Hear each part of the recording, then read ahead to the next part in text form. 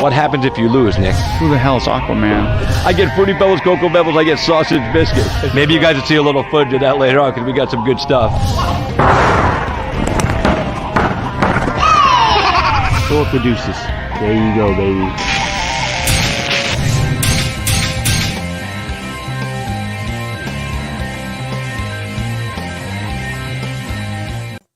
Hey, good afternoon, boys and girls. Welcome to the Cage. I'm Christopher James. I'm Christopher James, man. Happy to be here with you today, and thank you guys for tuning in and joining us on the show.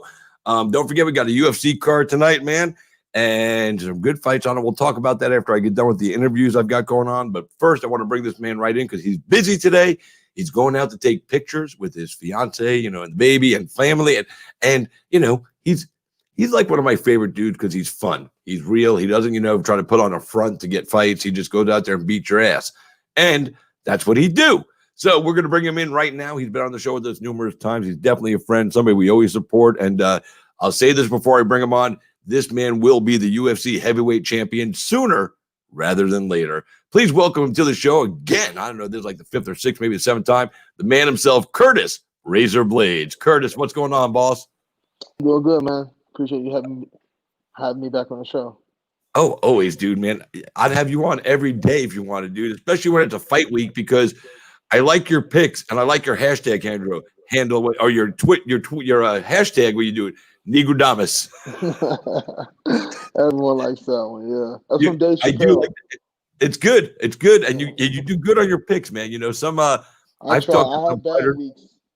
Hey, we all have bad weeks, dude, man. But and it's okay for you to have a bad week with a fight pick card because that doesn't matter for you as long as you don't have a bad night in the octagon. So yeah, that's what I always think about. I'm like, it's not me. So yeah, and you've only had, I mean, in your whole fighting career, you've only had two rough nights. I mean, it's against the same guy, and I have a feeling you're not going to get to fight him again because I think he's going to lose his next fight against Stipe. I think Stipe is going to beat him up again. I don't think. Francis, no disrespect to the guy, he's a badass, but I just don't think he's evolved enough to deal with Stipe. And he had a shot, and he got schooled, he got educated, and his cardio may be a little bit better, but there's no evolution in his ground game, which means there's no way he couldn't stop Stipe. And you're 5 times as tough as Stipe when it comes to your wrestling and your grind. I just don't see him being able to stop Stipe. I don't see him being able to stop Stipe. And when you and Stipe fight, because that's what I think is going to happen, I don't think Stipe is going to be able to stop your powerful takedowns and your grind. So, I don't even know why they're rebooking this fight, because he has glorious knockouts. Yeah, I mean, we know what it is. He puts asses in the seats. He puts eyes on the TV screen. That means more pay-per-view buys. If I'm Stipe, I welcome it because you already scored him once. You're gonna get a fat paycheck for this because he's gonna do huge pay-per-view numbers. I know it is. So yeah, it'll do all right. I don't know how good it's gonna do, but it is what it is, and that's okay because you're sitting in the wings waiting, and I don't think after that fight. And after you get through with Derek Lewis, I don't think they're going to be able to deny you anymore in the title shot. I mean, there's nobody else there. Let's see. Well, hey, John, he keeps talking about coming up. I could see them allowing him to leapfrog me. Again, it's about the money. I understand it. I don't like it, but he could be a potential leapfrogger. A leapfrogger. All the other names that Jones gets called, now you're a leapfrogger, John. That's probably the nicest name. That's probably the nicest out of the names. All right. So before we get into any more of the heavyweight stuff with these guys and your fight coming up, congratulations. I said at the beginning in the opening that, you're going to take pictures with your fiance today and the baby. But you just got engaged, dude. This is like, you've been in the octagon and you fought all around the world and you fought some tough guys, but now you're getting married. It's probably the scariest thing you've ever done. I mean, it is nervous because I've never had one, like a traditional real weddings. So I don't know what to expect, but I feel like we've already been like the dynamic between us isn't going to change that much because we've already been doing it every day. We live it. We live together as a family. We do family things. I hang out with her family. My family hangs out with her family because we have a child together. So Yes. I always knew that we were going to get married.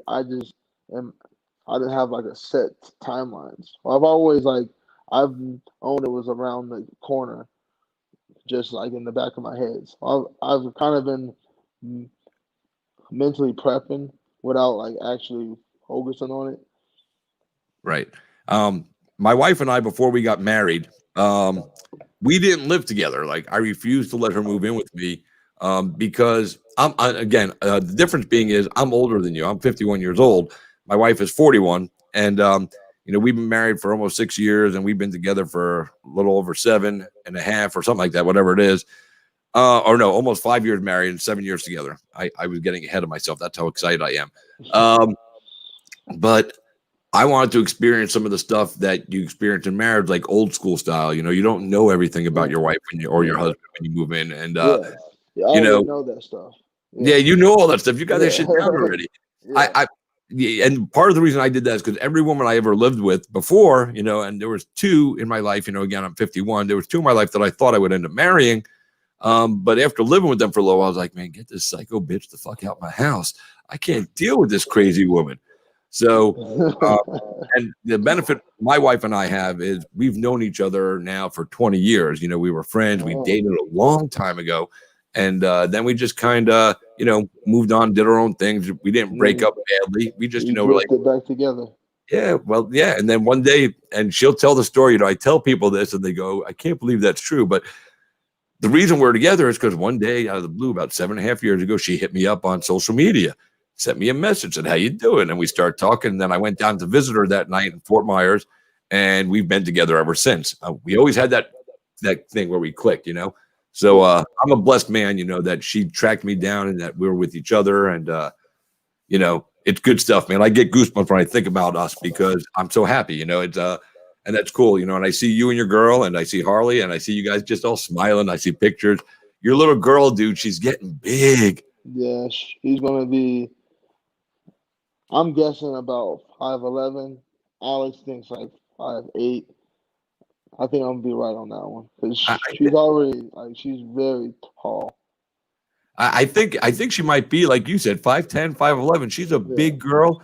And I love some of the videos you put up, and she's being a little vocal and everything, and she got personality, dude. But yeah, she's also got a little of your personality where she kind of a little reserved, like she sits back and just kind of assesses I everything. love that about her. I love that.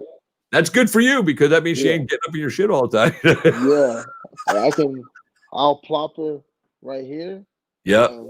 I'll just be here playing Madden, and she's good playing with her puzzles or with her kinetics or whatever. Right? As long as I'm within her visual, it's all good. And she doesn't require a lot of hands-on attention. Because sometimes I want to play with her, and she's like, "No, leave me alone." I'm like, "Okay, that's fine." Yeah, that's kind of messed up though. She's a little one. She's already going, I don't need daddy. Daddy, leave me alone. You don't expect that till they're like 12 or 13 and they got their friends. Dad, you're embarrassing me and stuff. She's already doing it to you now. Damn. It won't hurt as much when she is 12 or 13. I'll be ready for it. She gonna get to kindergarten. She could be like, Dad, man, drop me off around the corner. You're embarrassing me in front of my friend. No, I'm walking her into kindergarten. That's for sure. We're holding hands. Well, that's your intent, but if she's got she's like, no, Dad, I got this, man. I got a big hand. I'm just gonna grab it. Yeah, you do. Like your hands are huge. Put your hands up there in front of the camera. I mean, guys, look at this big old hand. I mean, my hand is normal man size, and then it's just like Superman size. It's a big dude, kids. So over the last 2 years, with the baby and everything, what's been the hardest thing for you to adapt to as being a dad? What's been the thing that's given you the most trouble? It's a toss up between time management, like getting to sleep on time, or when she's asleep, using that time productively, or discipline. I'm not the best with discipline. Like I speak to her, but I don't like to raise my voice. I pretty much let Alex do the discipline. I let her be the bad guy. I'm good cop. She's bad cop. You've already figured out. You've already mastered fatherhood, and you've only had a little time to do it. I'll let her be the bad guy, and she'll be daddy's girl. Yeah. Yeah. Any of you guys out there that question the intelligence of Curtis Blaydes, he just proved it to you right there. He's got it all up here. Yeah. I had James Krause on the other day, and I'm going to make a statement to you because we were talking about parenthood and everything. And he said, being a parent is like trying to explain the direction of the color blue. Well, at least in the beginning. Yeah. Yeah, that's how it feels. Yeah, because she's still trying to master English. So I can't really give her like super specific commands yet, but she can get the general gist of like I say, get that ball, get that shoe, and she's getting a lot better at like recognizing specific words and like doing that specific action. But it is right now without her fully having a handle on English, it's hard. It's real hard. Yeah. My grandson is 2, and he's the king of the word no. Like he's figured out no, and he knows what no means. Like, but I talk to him every day on FaceTime, and he'll be annoying his mom and everything. I'll be like, JJ, go to sleep. And wherever he is, whatever he's doing, he stops and he just falls down, face plants, and he won't get up till I go, get up. He goes, awake. And he runs around, but he says no to his mom. Like the other day, he was on the phone. I go, can you say hi to Grandpa? And he's like, no. I'm like, all right, dude, I'm done with you. And as soon as I walked away, I hear him go, Grandpa, Grandpa. I had to come back to the phone, So, but he's I'll tell you, it's my grandson, so I'm probably a little biased, but man, that kid is so smart. He's got he can do his ABCs, and he's been doing that for 6 months. He's got the numbers down to like 30, and he knows, what it is. I mean, he's advanced. He can speak them. He can like say 1, 2, 3. Yep. That's pretty good. Harley goes 1, 2, 3, 5, 9. He starts going all over the place. Like I'll get on the phone with him and be like, "All right, JJ, and I do it to him every day. I'm like, JJ, show me your nose." He's like, "Nose." Oh yeah. The ears, eyes. He got all that down his belly. Yeah. The best one when he goes, I go, "Show me your butt." He goes. But then I do my ABCs with him. I'm like A B C, and he goes D E F G, and then I'll do the next couple. But he knows the next one. If I don't do it, he'll say it. He knows the rhythm. Yeah. Yeah, and so it's I haven't had a lot of time with the baby in a long time, so this is fun for me because I get to teach him stuff. And like the other day, I told him like our daughter was telling him no about something, and he wanted a snack, and I'm like, just tell mommy go to sleep. He goes, go sleep, mommy. Go sleep, mommy. I said my mission in life is to teach him how to be as annoying as to his mom as she was to us. Yeah, that's Grandpa's goal. I hope my dad doesn't do that because I don't remember being annoying, but I think all little kids are annoying at one point. I can't see you being a bad kid. With all the years that we've chatted, and everything, and I'm sure we've all had our bad moments, but to be a wrestler in school and come up and do all that stuff, and you have to have a discipline about you. And first of all, your dad's a cop, and your brother's a cop, and I don't think your dad was going to give you the opportunity to get out alive. No. We had lots of. I mean, I did get lots of spankings, so I must have been doing something wrong. But I got a few of those. It paid off in the long run. It got to a point where he didn't need to spank us anymore. Yeah. So my buddy Scott McKinnon from Monsters MMA just commented this. He goes, I still got the pick of Curtis without a beard. He told me about 2 years ago to make sure it's kept in reserve. Yeah. I'm going to do it again. One time I'm going to do it just to scare Harley. I'm just going to. Just to scare the kid. I like the way you think. Sometimes you got to check those little suckers, right? You got who's daddy? I'll do it one more time, and then that'll be the last time I ever get rid of my beard. I mean, because you're baby face already. And, so when you take the beard off, dude, you're going to look like you're 12. Just a big 12-year-old. I hate it. Hey, listen, you hate it now, but, And when I say this, people don't say Chris is racist or anything, but you really fit the saying of black don't crack. No, hey, it's a thing. You look at Holly Berry, you look at a lot of these actors or actresses, they still look good. They still Yeah. my dad, he's like 56. He don't look it. No, I've seen pictures of your dad, man. I'm going, damn, man, how come I don't look that good? And I'm a little younger. Fucking piss me off, damn. You know, people say, I was having this conversation about how black people age differently than white people with somebody the other day at work. It's genetics. And it is, I go, man, people bitch about white privilege. This is white privilege. I get to look old. That's fucked up. Yeah, hey, I'm not gonna lie. That was something I think about that because I have a cousin. He's mixed, and I'm like, I wonder is he gonna age more like me or more like his father's side of the family? But Which I no, don't know. It'll be interesting to see though. We're gonna see. but if he gets old and stuff, you could fuck with the go. Too bad you ain't whole black, bro. No, he's gotten all the jokes. They don't even hit him no more. That's They funny. don't even bother him no more.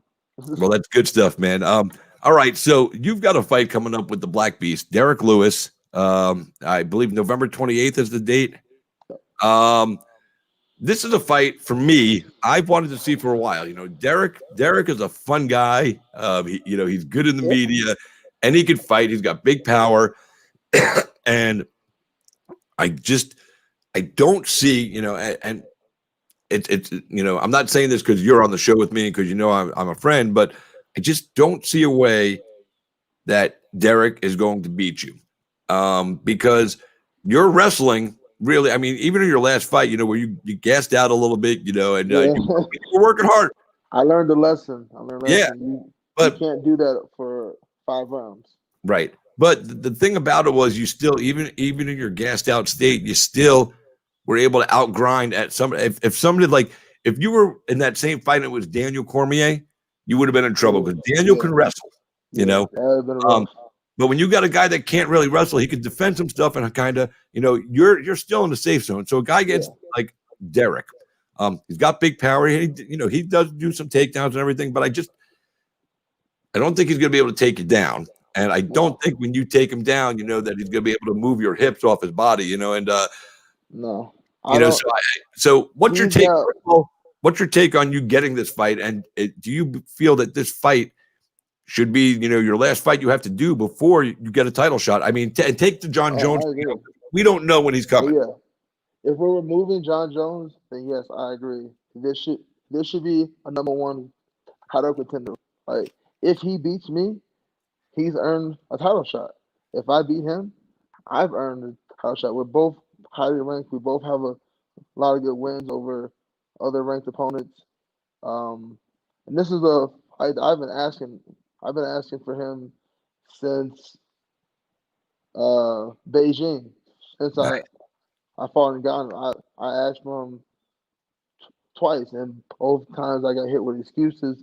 So I was like, I'm not going to ask him again. I'm not going to ask again.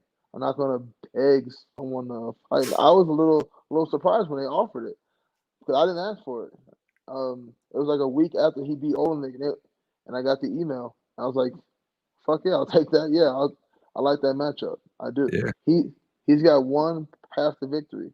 He has to catch me early while he still has a lot of energy, and he has to catch me. He has to make whatever punch that lands. It has to be the one. Has to be the one that hits on the button, and that's my objective. Is to not give him that. Right. Put him on his butt, hire him out, let him get up a little bit, take him down again, hire him out, and then in the later rounds, 2, 3, maybe even 4 if it takes that long, go for the finish.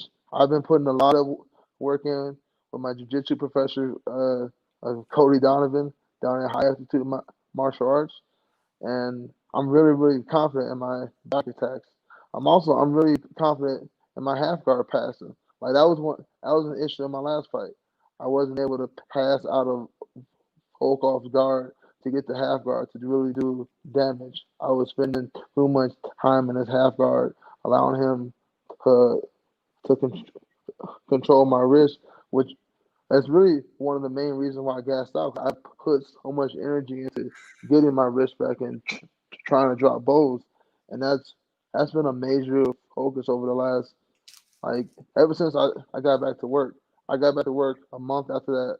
After that, I took some time, went back to Chicago, spent some time with my brother. He had a birthday, and then I got back to Denver, and it's been a lot more jujitsu. I do 8 to 10 jujitsu workouts a week, in the morning, in the afternoons, in the evenings. Live rows, drilling, a lot of just talking about it. Like I talk about it a lot more, like breaking it down. Like, why do you want to do this?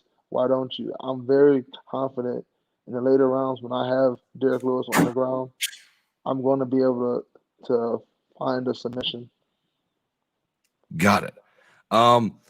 You said his path to beating you would be having to catch you, as far as and landing that big power punch. You faced Francis twice. You lost twice to Francis. Francis had been able to catch you. So what have you been working on to avoid that, Well, whether it's from Francis or from anybody? I know one of them was the doctor stopping the fight. No. The difference is in Ngannou and Lewis is that extra inches of reach. Ngannou's reach is 83. Derek's is maybe 79, 78. That makes a big difference, especially with big boys. Like when you think you're out of range, but the extra 2-3 inches allows them to clip you. That's what happened in Beijing. We watched that fight. We've broken it down. When I did that jab pull step, I thought that I had pulled far away enough, but obviously I didn't. He was able to catch me. You're like, obviously I So, did. I like how you just take it in stride. Some guys can't talk about a loss. It's no big deal. That's because those guys see themselves as only a fighter. This is not my life. This is not who I am. It's a job I do. I happen to be pretty good at it, but it's not. It's not everything. It's not who I am. But in regards to what did I do to work on that, we just been working on my range, working on me having a better idea of when to shoot, when to get into zone 3, when to get into zone 2, and when to get into zone 1, and what to do and how to transition safely in and out of those zones. Yeah, I can't wait to see it, man. I mean, this is going to be an exciting fight. I think it's going to be fun because Derek is a fun guy, when you see him, and like I said, he's going to talk a little smack before the fight, but his smack talk isn't like, it won't get to me. But even whatever he says, there's never really any venom behind his smack talk. It's like fun. He likes to poke jabs because that's who he is. He'd probably sit in Popeyes eating that free chicken he earned, and he's just chilling and relaxing, So, but I think he's figured out the game. Sometimes you got to be a little funny, vocal, put something out there. No, it worked for him. It got him a title fight. It worked for him. Yeah. So are we ever going to see you become angry Curtis Blaydes? No. Like if you get past, let's say you win this fight, Jones comes in, they give Jones a title shot, and then he wins, and then they rematch him. At that point, do you have to stand up and be complete? Let's say Stipe beats Francis, right? Jones comes in, they give Jones the title fight ahead of you. Jones beats Stipe, and then Stipe gets a rematch. We're talking 2 years of time that, again, you're not getting a title shot. At that point, and in that scenario only, because that would be a crime to me and to a lot of the fans. So in that scenario, does Curtis Blaydes say, you know what? Fuck this. I got to fucking get loud and obnoxious because I've earned it. So at that point, would you say you know what? Fuck y'all. I would get loud, but not so much obnoxious. I'm going to be a professional at all times. I'm never going to allow fans or media or even the actual promotion I work for to get at me that much that I forget who I am. That's not me. That's why I don't do all that stuff because it's not me. I don't have it in me. And if I did it, it would seem so fake and disingenuous. That's why I don't even do it. Yeah, I think if you decided to get loud and vocal, you're that quiet. I can get loud. You're the quiet guy. You're a quiet dude. You're pretty chill, pretty reserved until it's time to go to fight. Then you unleash. But I think if they screwed you over like that, a couple more times, I think Yeah. we might see. Well, no, the difference is I have a family now. So now you messing with my family. You messing with my money. That's how we eat. Yep. So yeah, I definitely get a lot louder, but obnoxious, nah, I couldn't do that one because it would take away from what I'm actually trying to get across. Gotcha. All right. Well, I love your assessment of how you've worked on yourself to fix a few, chinks in the armor, if you will, to continue to evolve and improve. And like I said, you had the 2 losses against Francis. One was a doctor stoppage, and I don't know. I still think you could have fought that night. And the other one, was clean. I do too. Yeah. Of course you do. The And first one, I would like to have that one. But and the other one, he got you. Yeah. That's it. He got you. So, he got the button. yeah, he got the button. So I'm going to pop a couple of questions here on the screen from the fans. And guys, I'm going to pop these questions from you guys to Curtis, and then I'm going to let him get out of here. He's got to go take pictures, and we do not want to piss off the future Mrs. Blaydes on picture time because she'll come to Florida and whoop my ass, and I can't have that, So first one is, and I'm going to put Curtis on full screen for these so you can enjoy him in all his glory.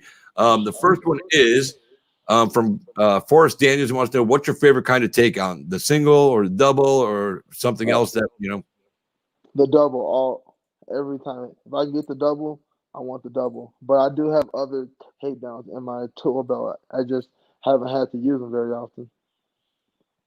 All right, cool. And then we have another question from Scott McKinnon. He says, how does Curtis deal with people saying about him only using his wrestling takedown after takedown? Obviously, it's his way to win, but they want to know how you feel about when people rip on you for doing what you're good at. I think they're ignorant. They're ignorant. And when I say ignorant, I don't mean it like trying to be mean or rude. I mean it like in the dictionary definition. They don't know what's happening. They don't understand. But you ask my opponents, and they will tell you that the wrestling is very, very effective. It drains you. It freezes you on your feet. Even when I don't get the takedown against Junior Dos Santos, I didn't get any takedown. I went like 0 for 8. But the threat, and he knows that I'm willing to pull the trigger at any time. It freezes you. That's how I got the knockout. Like you finished him on the feet. Yeah. Sometimes this is what my coach has been getting to me. The wrestling can lead to knockouts on the feet. Every time. I could do that to Derek. I could let him up after 8 minutes of top control, and he can't move his feet. Exactly. Finish him up. Finish him up. Finish him up, baby. That's what I like. Yeah. That's cool that your coaches are doing that, and your willingness to continue to evolve into that. That's what's going to make you a champion, And I've told you from the first time we interviewed, I truly believe you will be the UFC heavyweight champion. And when you get there, I don't think anybody's going to be able to wrestle it away from you. Pardon the pun there, but No, I just, like I said, I've always been impressed with you. You continue to evolve. You're a 100% solid citizen as a human being. You're a dad. You're going to be a husband here. You got everything rolling the right way, and you've done it the right way. And for that, with no implications ever of drug tests and all that stuff, you are the epitome of what a heavyweight champion should be. Minus the Muhammad Ali being boisterous. Other than that, everything else is perfect for you. And you know what? That game might come if the belt gets around your waist. You might get a little more. Hey, I am the champ. I don't know about that, but maybe a little bit. I'm just going to tell you, when you win the belt, and I said when you win the belt and you on TV doing that interview, and if you sit there and do this, like that, go ha ha ha to everybody, all the wrestling haters, I'm going to go, I inspired that. I mean, hey, you're right. I'll probably speak on the haters, but I ain't gonna flick them off. They're not worth that much energy, but I probably will speak on the haters. Yeah, well, listen. Yeah. Always a pleasure to chat with you, my man. I was gonna say go make yourself pretty by the pictures, but you already looking good, bro. You just got to change your shirt or something, right? Yeah, I'm going. I took a shower. I'm good. I'm ready to go. All right. So, and last thing before I let you go, what do you say to all the fans out there that, not the haters, the fans, the people that know what you do, that support you, and have been on the Curtis Blaydes train since, jump. What do you say to those people for their support over the years? I appreciate you. Like, I really do. It feels good to be recognized and like applauded for what you do. Like, the people that understand what I'm doing, they understand how hard it is, and they appreciate it. I appreciate you because this is entertainment. I understand, but a lot of fans believe that there's one form of entertainment. It has Yep. to be the rock'em, sock'em, stand and bang. Jiu-jitsu is also entertaining once you put the energy into understanding it. So I appreciate you that put energy into understanding what I'm doing. Yep, and the wrestling speaks for itself. Wrestling will win. They always say the most important discipline to have in MMA is wrestling, and you've got that for days, dog. So, it's good shit. But listen, man, I'll let you go. I don't want your future wife to get mad at me for keeping you from your family obligations. But you enjoy the rest of the day. The T-shirt looks fat. You got to send me one of those T-shirts. I'm going to send you one of my polos. Yeah. I don't know. What size shirt do you wear? It depends on how close I am to the fight. So normally when you're not in a fight camp, 2X, 3X? 2X. All right, cool. I'm going to get you one of these fancy cage-side polos and send it out to you. This is a 1X. That's because I've slimmed down a little bit. So Yeah, Curtis be looking svelte, looking. If you turn sideways, we might not be able to see you. That's how skinny you are. Right? Yeah, I wish. Listen, man. To you and your lady and your kid, man, I wish you all the best, man. God bless you, man. I love that you guys are in love and you're making that next move, man. Congratulations on all that. Always congratulations on your success in the fighting, and have fun in the pictures. And when you do the pictures, make sure you take one goofy one and then post that on Facebook. Give me one goofy one. All right, man. Thank you. I appreciate you having me back on the show. And always good to see you, man. Be well, and we'll see you fight on the 28th, man. Guys, that is the man himself, Curtis Razor Blaydes. He is stepping out, man. He's going to be fighting November 28th, taking on Derek the Black Beast Lewis. We're excited for that fight. And I've got my next guest. I see him. He's in the green room. He's running around. He's walking around. He's got his shades on, looking like he's all fly and sexy. So I'm going to bring him on here in exactly, I don't know, 12 seconds. Stand by. We're going to run this little promo, and I'm going to jump him in the show. Hi guys, I'm Bare Knuckle Fighting Championship Heavyweight Fighter Mark Godbeer, and you're watching Cage Side with Christopher James. That's right. Thanks, Mark Godbeer. I appreciate the promo there, buddy. He just got here from England. And speaking of bare knuckle, let me change the scenery for you guys because now we are going to talk to a bare knuckle fighter. So, boom! I'm going to magically transport you to the squared circle. There it is, right there, boys and girls. We're going to bring him in right now. I met this man at the original toe of the line, the first toe of the line. He fought on the card. He whooped some butt, and he didn't get a contract that night, but you don't always have to get a contract on that fight night because he got one, and he's fighting November 13th in Miami on BKFC 14, live on the BKTV app, www.bktvapp.com. Here he is, the man himself, out on the beach, living like a king. Noah Cutter, what's up, dog? What's up? I don't know about all that, but I'm out here living, man. You on the beach on a Saturday afternoon, and you got your shades on, you chilling, and you're doing interviews on, media. You living like a king, bro. It's not too bad. I'm at work. I wish it was just me chilling, but. You work on the beach? Yeah, man. I'm at my second job, setting up for a bonfire right now. What's your job out there on the beach? I do a bonfire attendant. Is my mic pretty good? It's not too windy sounding? I can hear you perfectly, dude. Cool. I'm beach bonfire attendant. No, so do you start the fire and then you keep an eye on it, or do they start the fire, you just watch it go, all right, that shit's out of control, and dump water on it? Yeah, no, I start the fire, then I hang out and drink all their beer. And no, I'm just kidding. I start the fire and hang out with them and make sure everything's good. They don't catch the beach on fire. And then where do I sign up for that? Hang out, drink everybody. I don't drink, but if they got some gone, fucking hey, we can. That's right. That's right, man. It's not too bad. Are you up in Pensacola? No, I'm in I'm in Inlet Beach right now. It's closer to Panama. Okay. By Seaside area. Yeah. Yeah, Panama City, not Panama Country, guys, in case you guys were wondering. All right, so I met you a little while back at Toe the Line. You came out, you put on a show, you got a big win. You didn't get a contract. I know you felt like you deserved a contract that night, but you didn't get one. But boom, some of those guys that did get contracts haven't gotten a fight yet. And here you are, you're making your official debut with Bare Knuckle Fighting Championship next Friday night in Miami on a huge card.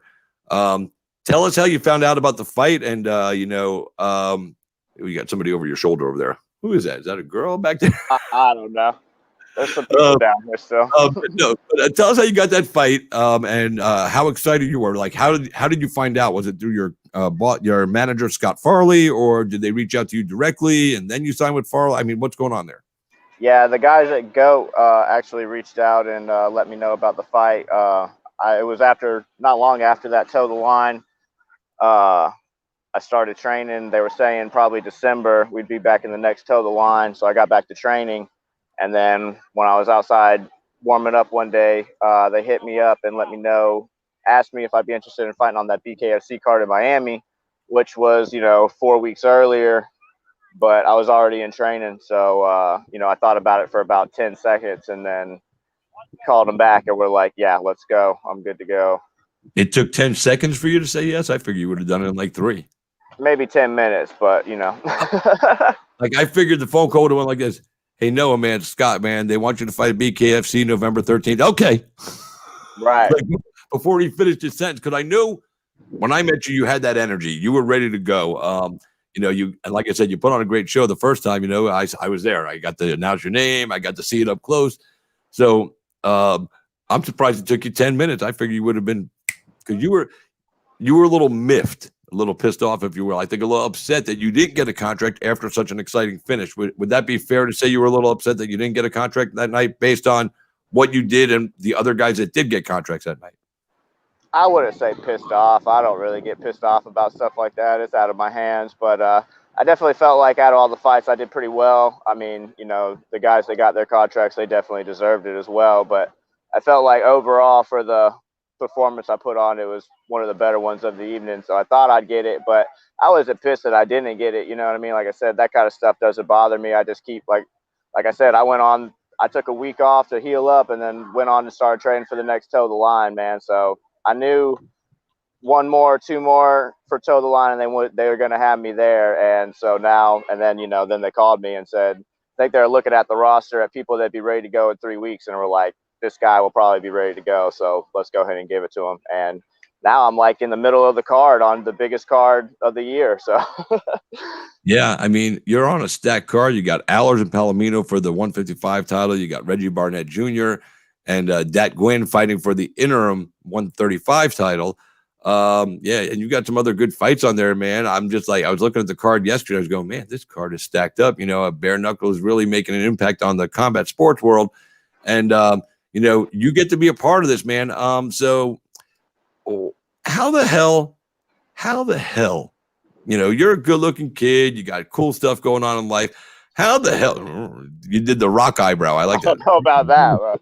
But what made you decide, bare knuckle was where you wanted to be? When there's boxing out there and there's MMA, what made Noah Cutter go, you know what, man, I just want to take the gloves off and beat the shit out of people?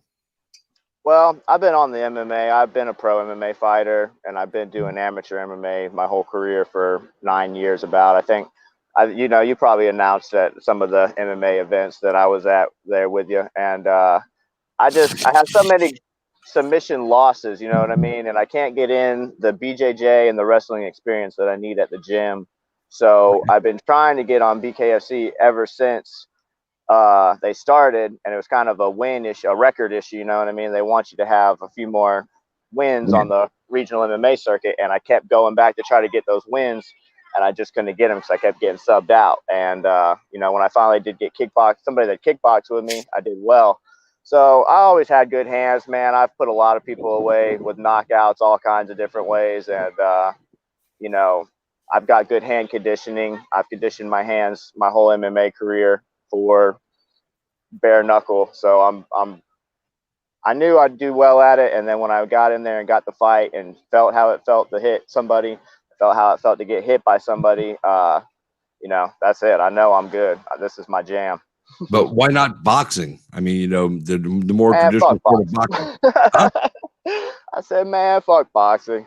No, there's nothing wrong with boxing. It's just hard. I can't make as much money boxing on the regional scene as I can doing bare knuckle. So Okay. there's no, it pays the same as MMA. It pays even less than MMA. Same with kickboxing. I'd love to do professional kickboxing, but Right. unless you're in glory kickboxing on the regional scene, you're not going to make a lot of money kickboxing. So, bare knuckle is right up my alley. Toe the line was my foot in the door, and now I'm in BKFC, and then I got to do the same. Basically, I did a toe the line, which is prove it and make sure that I belong there. And if I do well in this fight, obviously, if I win the fight against a guy in Miami that's from Miami, I think they're going to realize that I belong there in the BKFC, and I could be a potentially a big star as long as I keep fighting my ass off. Yeah, and that's what I said when I posted up the original post about you in this interview. I said the same thing. That you really do have all the attributes to become a star in BKFC. Because of the fact that it's still new, and there's a short roster, so there's a shallow talent pool right now. So if you get out there and you get a couple of big wins, man, title shots can come quickly, and you can establish yourself in the history of this sport. This reincarnation, if you will, of bare knuckle, because it's bare knuckle fighting, it's not bare knuckle boxing. I always like to make that clear to people that bare knuckle boxing is boxing without boxing gloves. Bare knuckle fighting is fighting. It's incorporating bare knuckle boxing, but it also incorporates the clinch and the Muay Thai plum and being able to work that clinch game where if me and Noah are in front of each other right now, I can grab him by the head, hold his head down, just start beating the shit out of him like this. The referee ain't going to break it up. Or vice versa. He could do it to me. That's probably a more realistic scenario because I'm not doing that to anybody. But the point being is, when you guys watch this, make sure you understand the difference in the sport because they are two different sports. Was that part of the attraction for you, Noah, that you could incorporate some of that, that kickboxing and that Muay Thai, and using the clinch? Because even though you said your ground wasn't, up to par for MMA, standing with somebody and pulling them into a clinch and punching them, that works for you. You got good range, you got good reach. So was that one of the other attractive factors to you that you can pull them in and hold them there and beat the crap out of them without worrying that the referee will stop you as long as you're working in that clinch? Not so much. I mean, I'm interested in the clinch game. We've worked the clinch game and practice it. But for me, I'm more of like a distance striker. You know what I mean? I don't really clinch. You go back and watch my MMA fights, I don't really do a lot of clinch work. I'm more of like a kickboxer style, more so than an MMA style. Muay Thai style striker. So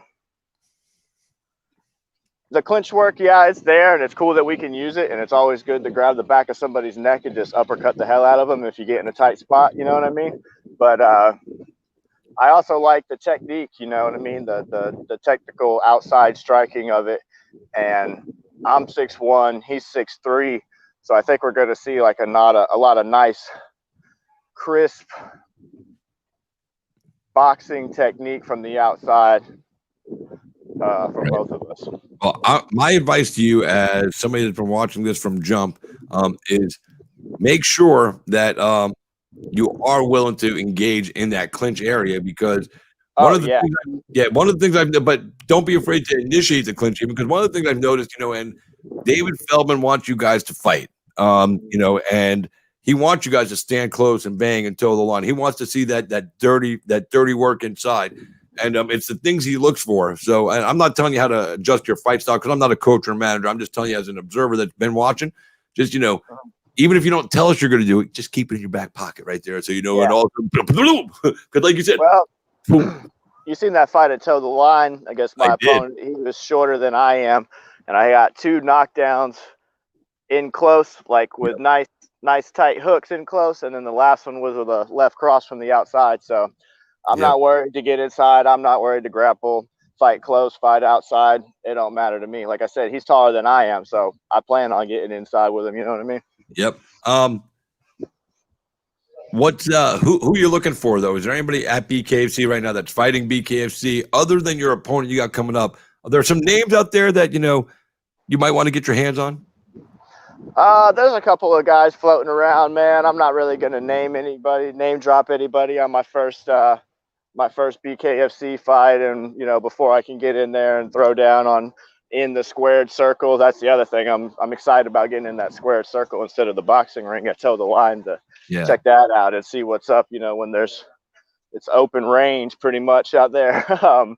But anybody at 65 and 75, everybody at 75 right now is, obviously in my eyesight. So anybody who would maybe be competing for the belt, Rickles, Tiago, any of those kind of guys that might be competing for a 75-pound belt in the future, those guys are all interest to me.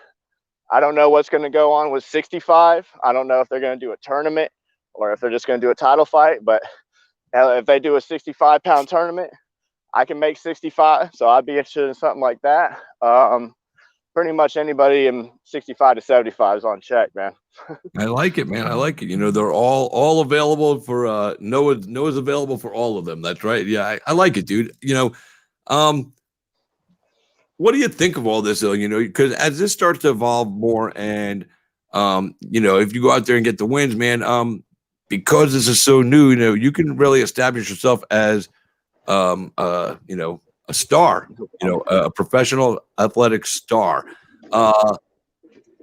Is that just like, when you think about the man, I could be like a world famous professional athlete. Do you think of yourself, you sit back, even though you're on the beach chilling, you go, yeah, that's pretty cool. I'm a fucking professional fighter, man. Like, do you still get excited about that? Like, is that something that you see yourself, and when I say excited, I don't mean like blowing your head up. I don't think you're ever going to change your personality of, being a dick to people because you got famous. You see it, dude. I'm down here working my second job right now. We're doing the interview, so I ain't changed.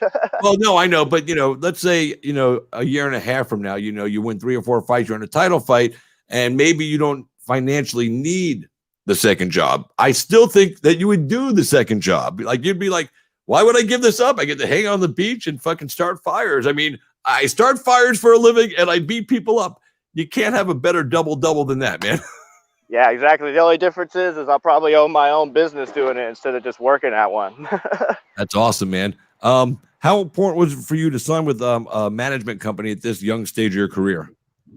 Oh, man, extremely important. I said this in the last interview too. I can't stress how important it is for regional MMA. If you're at regional MMA, you're looking to get into bare knuckle with Toe the Line or BKFC or anybody, man, get a management company, somebody that's going to help you out, help you with your sponsorships and help you get fights. Because without it, you're going to end up getting a ton of bad fights for yourself and racking up losses in your career. And it's going to become more and more difficult to get better fights for your style of fight. So it's incredibly important to get management. And GOAT is awesome, guys. So if you guys want to check them out, hit up Scott, hit up Vince over there at GOAT. They've been great so far. They be hooking you up, right? That's right. Yeah. You're sitting out there on the beach right now, chilling, and I'm sitting here stuck in this ring right now. So, I'm just gonna go outside now and I'm gonna fucking move myself. I'm outdoors now. I got the sunset going on. It's a little later in the day here, and so this is about the time of day for sunset. Listen, man, I'm excited to see what you're gonna do now that you're at BKFC. Like I said, I felt that night you probably should have gotten a contract as well. But for whatever reason you didn't. But you know what? Things happen for a reason. Hey, man, I didn't get the contract, but I'm fighting. I did get the contract. You know what I mean? I'm fighting on the next BKFC cards. All things do happen for a reason. And David Feldman wouldn't ask me to fight if he knew that I wasn't a good fighter. So, of course not. No, he knows. I can't wait to get there, dude. The pressure of fighting like some guy in Miami is like zero, man. I'm just so happy to be there and be able to fly into Miami and fight on the biggest card from the prelims to the middle of the main event. I mean, come on, man. It don't get better than that. Nope, it don't, man. I mean, and beach down there, so you can chill out in the hotel. You can relax and kind of feel like you're at home. I mean, it's a good environment for you, dude. And Miami is a cool town. I spent a lot of time down there. I lived down in South Florida for a while. I live in Tampa now. Listen, brother, I appreciate you taking the time today, man. I wanted to get you on the show, and then me and Scott were talking. I said, gotta get him on. Scott's like, we gotta get him on. I said, let's get him on Saturday right after Curtis Blaydes. He's commenting here. He said Noah is going to be a star for sure. Noah has technical striking, great footwork. That's Curtis was saying that? Scott Farley. Oh, okay. I thought you said Curtis Blaydes was saying that. You're about to get me starstruck for a second, man. Oh my God.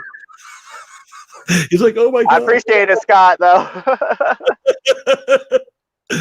All right. Now, there is one thing I didn't tell you before the interview that you have to do. What's up? It's your first time on my show. Anytime you're on my show for the first time, and this is everybody, including Curtis Blaydes and everybody else that's been on here, some of the biggest stars in the UFC, I ask my guests for the very first time on the show to sing. I don't care what you sing. Man. I don't care if you rap. I don't care if you do a TV show, commercial jingle.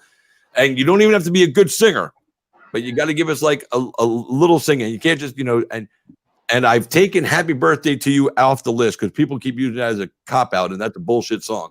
So give us a little something, and the reason I do this is because the fans like to see you guys, because they watch you fight, and they see fighters fight, and fighters aren't uncomfortable fighting, but some fighters aren't comfortable doing other things, and this one seems to be the one that makes people like go, oh my God, I gotta sing.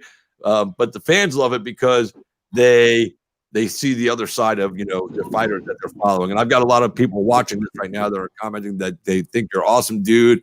A couple of girls were on there commenting that you're kind of cute. And oh yeah, that's what's up. that's what's up. But they want to. Somebody requested you to sing some country music. I don't know if you do country, so give us a little something, Noah. I don't know about country. I'll give you a song real quick, and then I gotta go for this work, man. Let me think. So I like to sing, and I dance and sing when I walk out to keep me comfortable. The first thing coming to mind is the last song I walked out to, and you can see in my video as soon as they took off my stupid COVID mask that I was singing underneath the whole time. Is Sturgill Simpson, Remember to Breathe. And if you guys haven't ever heard his music, go check it out, man. He's a fantastic artist, and it's just sit back, relax, and remember to breathe. Sit back, relax, let it happen, and remember to breathe, man. And that's exactly what I was thinking when I went into the fight.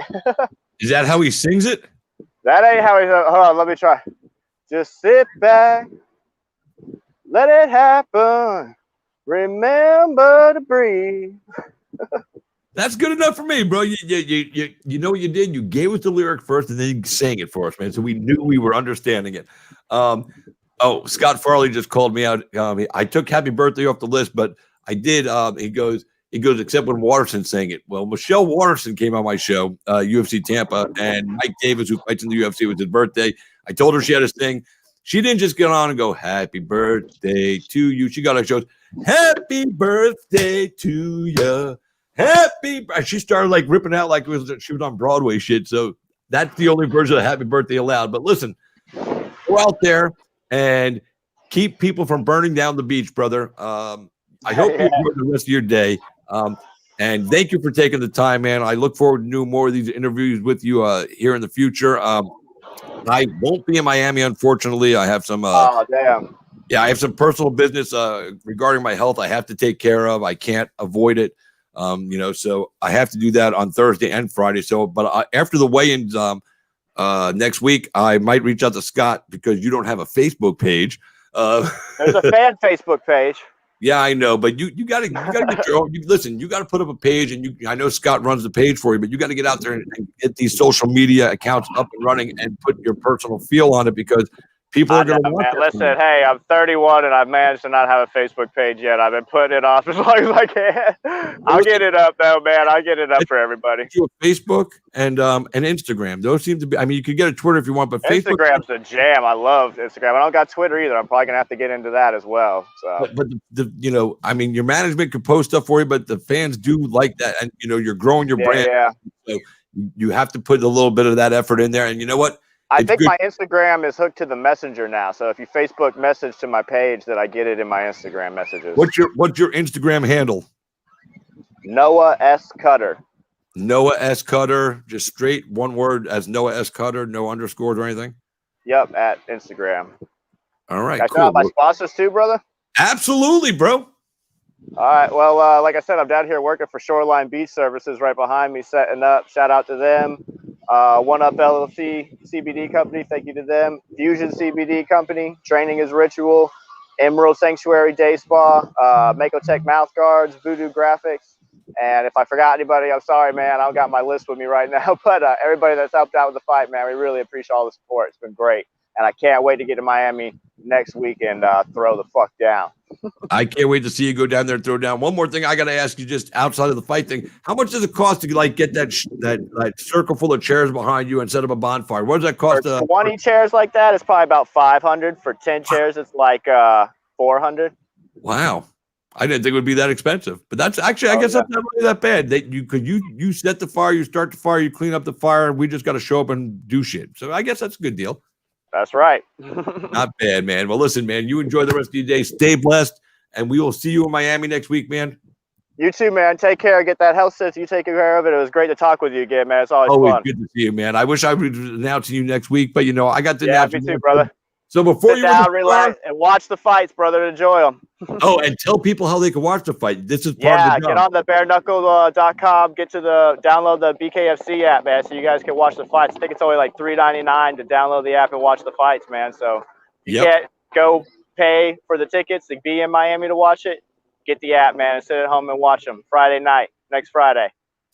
Peace. All right. No, thanks, man. Good commercial. Good promo right there. I can cut a promo, dude. Thank you. All right, man. Be good, man. We'll talk to you soon. Guys and girls, that is Noah Cutter. He's fighting next week on BKFC 13 or BKFC 14 on November 13th in Miami at the Intercontinental Hotel.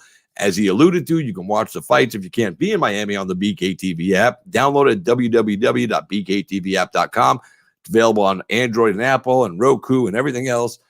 It's $3.99 a month, man. You get all the Bare Knuckle Fighting Championship content. There's going to be other content on there. You're going to get toe the line content. You're going to get other bare knuckle content on there.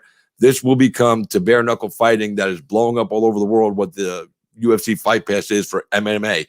So it's a good thing. It's a great investment. David Feldman and Dave Feldman and everybody at BKFC, including Nate Shook, the matchmaker, and everybody else, does a good job out there of, putting together good fights for you guys to watch.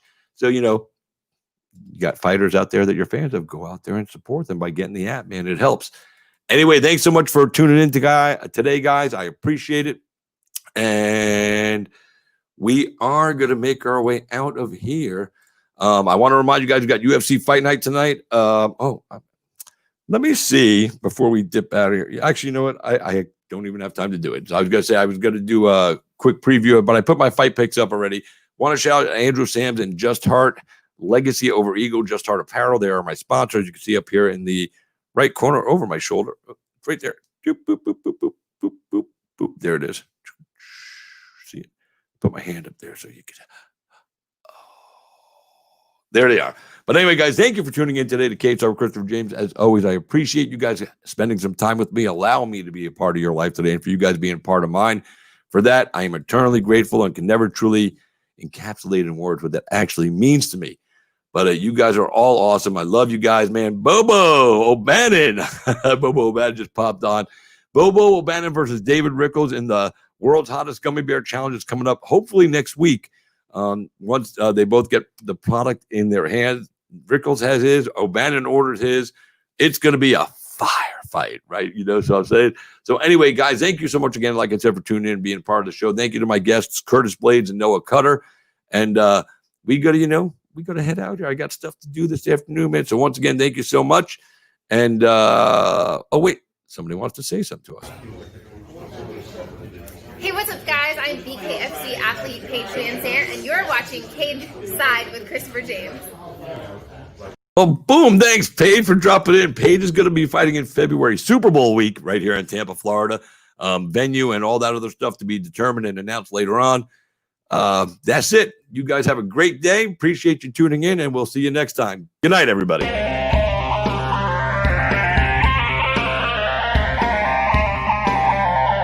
What happens if you lose, Nick? Who the hell's Aquaman? I get Fruity Pebbles, Cocoa Pebbles, I get sausage biscuits. Maybe you guys will see a little footage of that later on because we got some good stuff. Go with the deuces. There you go, baby.